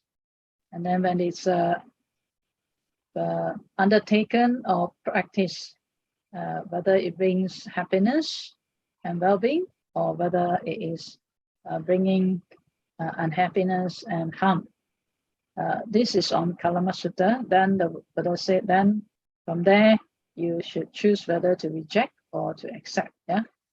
And then on the other sutta, the Buddha mentioned about the need. Yeah, even when people say that this is what the Buddha said, or whether the Sangha said, or the senior monk said, or even some very learned bhikkhu say, or even one very famous maybe monk say, then the Buddha said you should refer to the Dhamma Vinaya. So how would this, probably maybe Venerable Bhikkhuni Soma, maybe would you like to elaborate on this?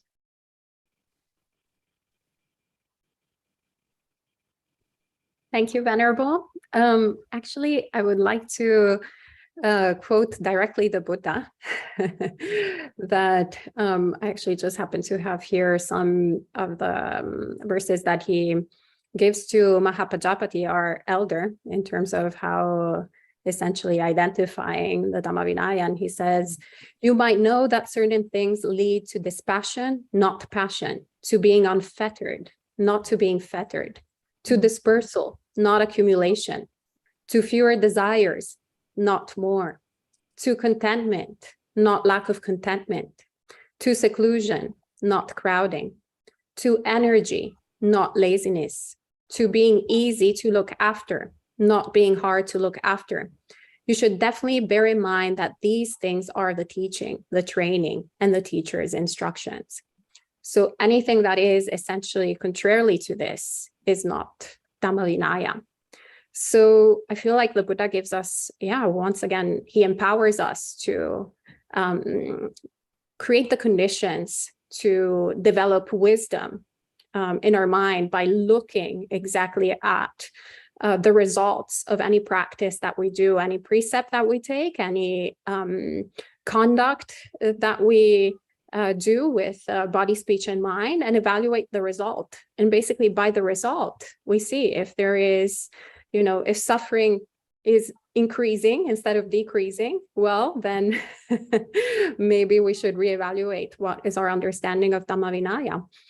But if instead suffering is decreasing, then it's very likely that we are actually practicing true Dhamma Vinaya. So it's always that, and how Venerable Phalañānī was essentially inviting us to reflect. Basically, how is this beneficial for myself? Is this beneficial for others? Is this beneficial for myself and others?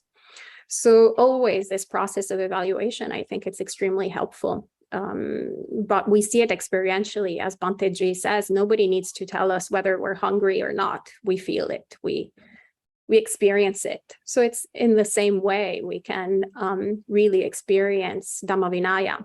Once again, I think this is the most beautiful, precious gift that the Buddha has given us. Something that, the Dhamma that invites us to come and see for ourselves.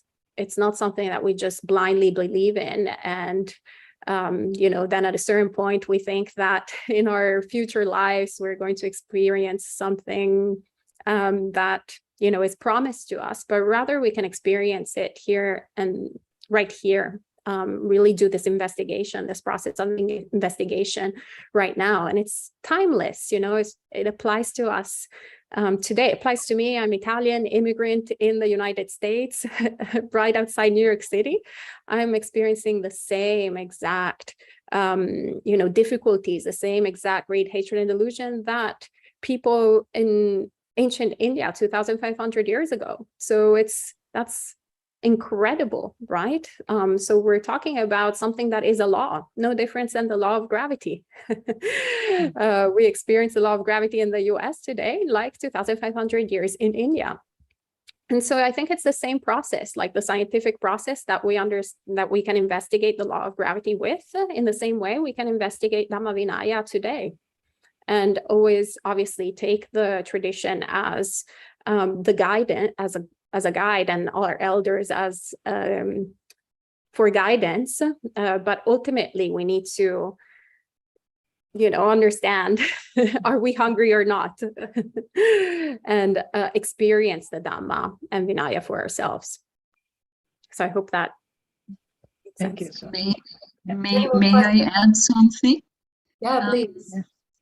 I just was thinking about what the Buddha said in various suttas, that when we say only this is right and everything else is wrong, then that in itself is wrong, even if we're talking about the Dhamma.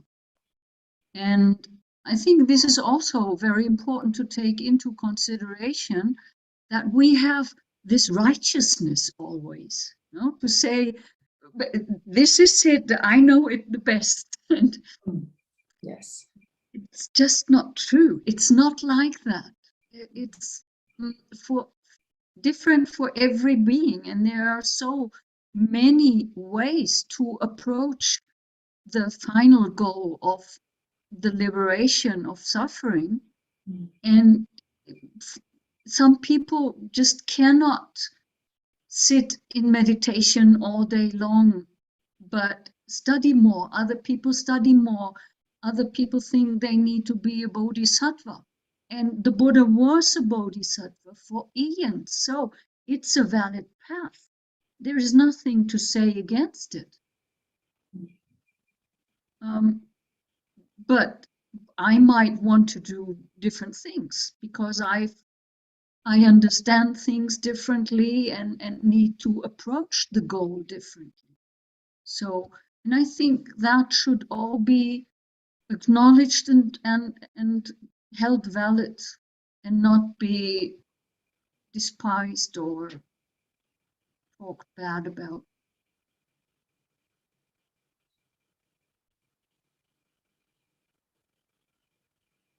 Yeah, thank you, Venerable Phalañānī. Yes, you are right. We shouldn't say that we are always right, because there are different approaches to the Buddha's teaching. So we should respect the differences. And have Venerable Sumangala, what is your last word for your question? There's no more question. I think it's a good discussion, a very good session for all to get deeper into the understanding of how we can practice the Dhamma Vinaya and our main teacher, that stays for the generation of today and the generation to come. I think this is a very important asset that the Buddha have given to us, so that we too will be able to walk the path and to confidently walk the Dhamma's way, guided by the Vinaya, and to ultimately reach the goal one day. So thank you all so much for coming together from the East and the West, so that we can join all the efforts of the Bhikkhunis to bring the Dhamma Vinaya to more and more people, so that they have the also condition to come to this path and to investigate for themselves, which is a timeless one. And the same way, they will find the truth. Yeah, thank you so much. Venerable Sumangala, we have another question, also from Reverend Sangha. And this is for all the Bhikkhunis. The question is, what good Abbess advises on elderly age devotees who want to go forth, but due to aging, prefer to stay isolation, then stay in the nun community under training with the seniors? Would it be helpful for their ordinations? So what is your advice? So first of all, Venerable Phalañānī. Yes, we have a monastery, and I have been taking on seminaries and trainees in the past years. And I think the main problem with taking on elder people, elder women, is that it is difficult for them to physically be of, let's put it straight, to be of good use for the Sangha. And I think it's important for the Bhikkhuni Sangha to grow, that we have people that can learn the Dhamma well, that have a brain young enough to understand enough of the Dhamma, develop so much so that they can later teach, and also maybe realize some of the Dhamma. That being said, there are so many elder women, like in their 50s or beginning 60s, who already know a lot of Dhamma, who have a lot of Dhamma. And I think what you need to check in this case is whether this person is ready to abide by the rules, to abide by the, say, what are the requirements in the monastery they want to join. Each monastery might have a different, in Thai we say co-abbott, so that's the rules of the monasteries. Some monasteries have, you need to sit so and so many hours, and you don't sit on a chair or somewhere, you have to sit on the floor. So it's impossible for them to join such a community. So, and the community needs to know whether we can keep that woman when she cannot abide by our rules, because she's too old. But if she can, then an elderly person can very, very valuable for the Sangha. If they have, for example, practiced the Dhamma as a layperson for a long time, then you should consider ordaining them, as long as it is sure that they are willing to accept the Dhamma and the Vinaya as their teacher. Yeah, thank you, Venerable. And how about Soma? What is your advice?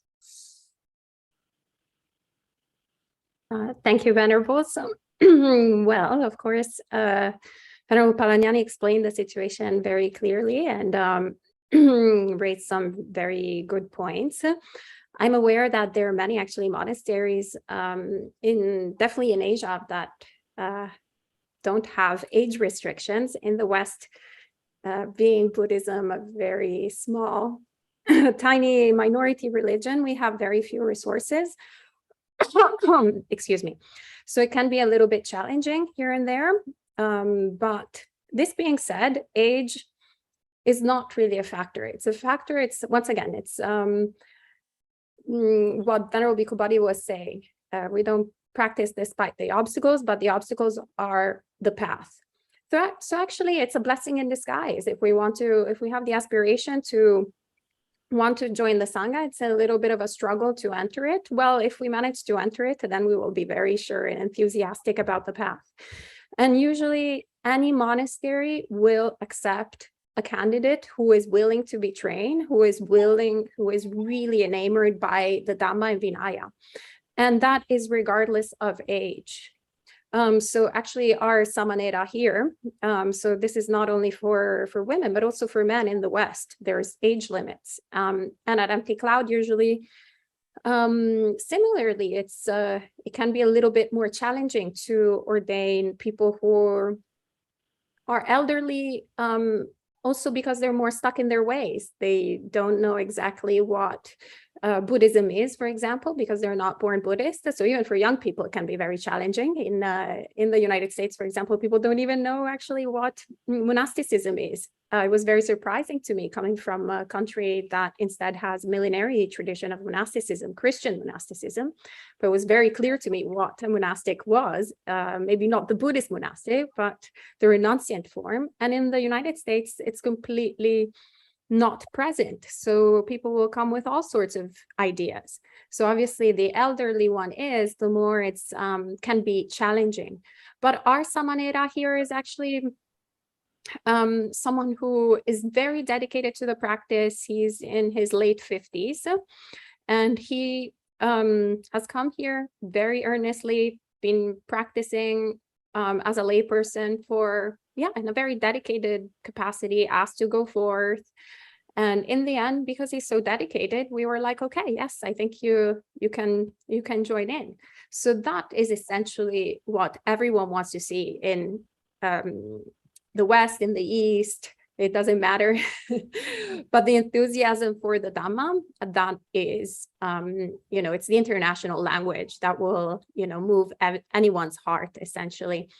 And in terms of the capacity for awakening, actually, the Therī has the beautiful example of the elder Sona, who actually enters the monastic life, becomes a Bhikkhuni after giving birth to 10 children.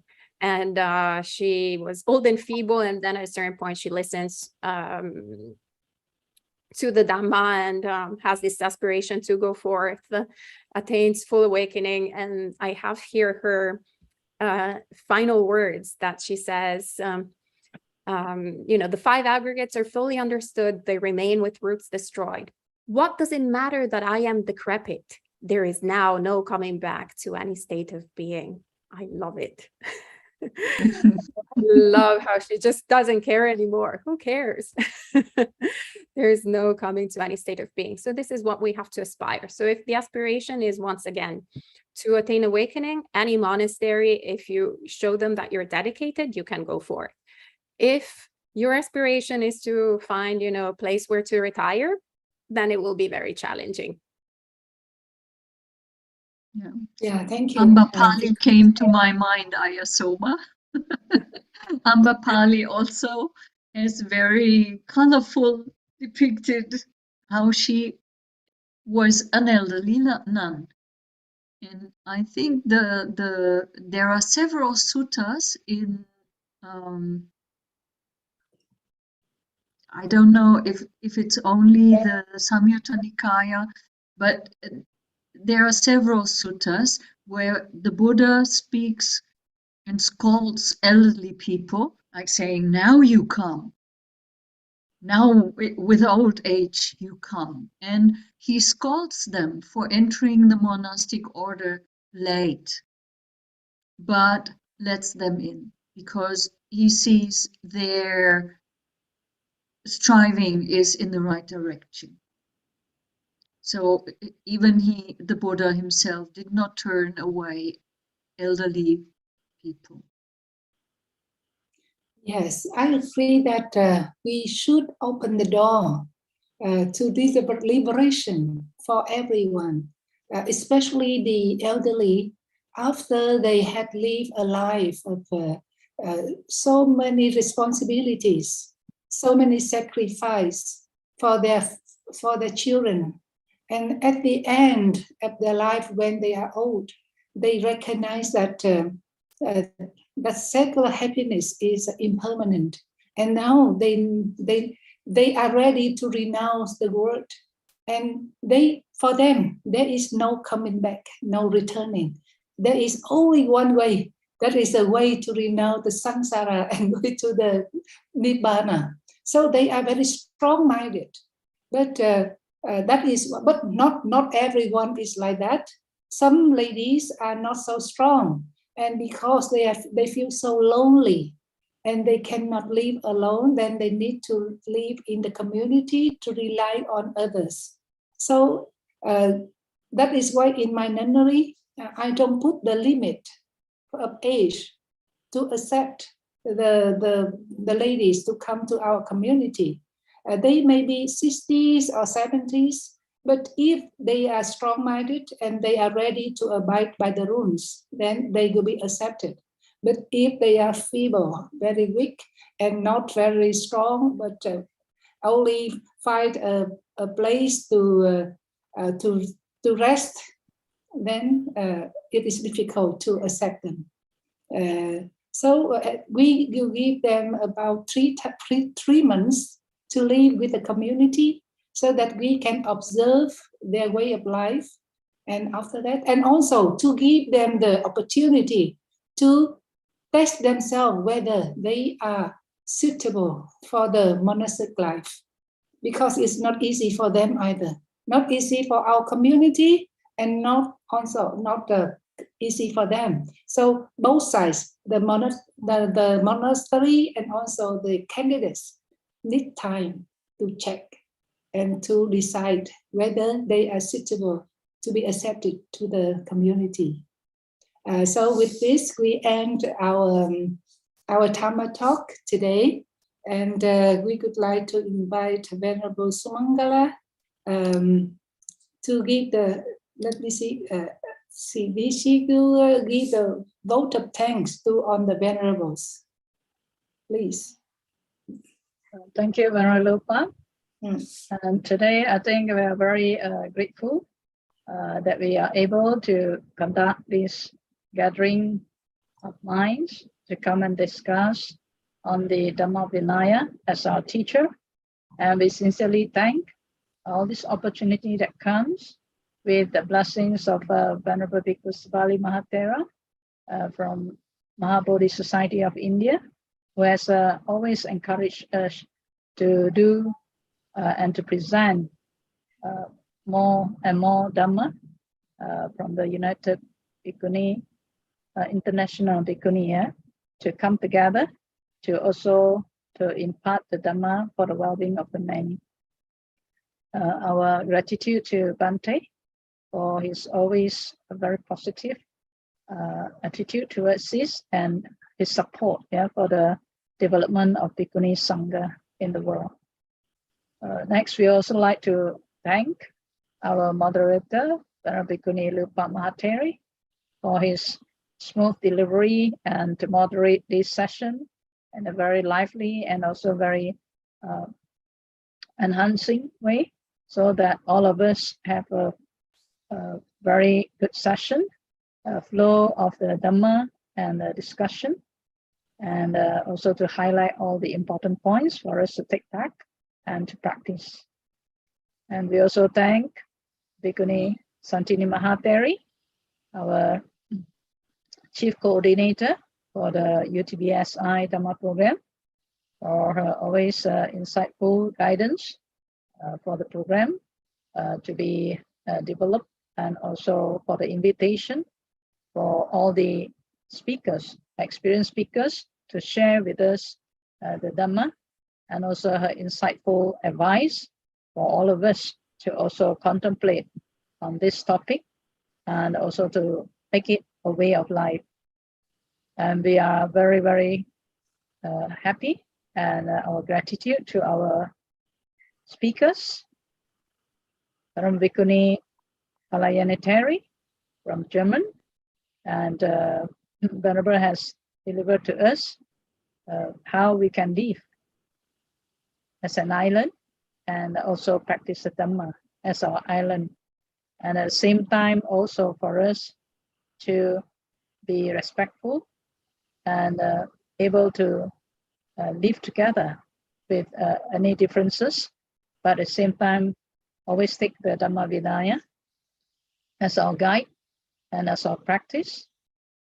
And this is also a very interesting session that we have Bhikkhuni from the Europe to represent, and a senior Bhikkhuni, so that in the world that we see now, that the Bhikkhuni Sangha is growing in every part of the world, and also that to Venerable Soma Bhikkhuni, and we also see that even Bhikkhuni from other parts of the world, although she's from Italy, but she ended up in the US to spread the Dhamma, and we can see that it's through Dhamma Vinaya that all the inspiration and all the good practice comes about, and we live a life of confidence to also share the Dhamma in a way how the Buddha wished for all of us, is by